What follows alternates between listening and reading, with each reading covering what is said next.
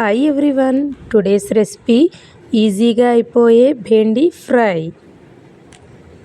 భేండి fry కోసం ముందుగా భేండిని తీసుకోవాలి, దాన్ని పీసెస్గా కట్ చేసుకోవాలి.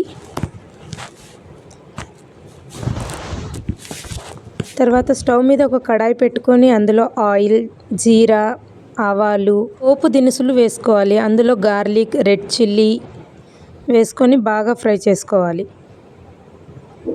ఆనియన్ వేసుకోవాలి, తర్వాత గ్రీన్ చిల్లీ, తర్వాత కొద్దిగా కరివేపాకు అండ్ భేండిని యాడ్ చేసుకోవాలి. అందులో బాగా ఫ్రై చేసుకోవాలి ఒక 5 minutes.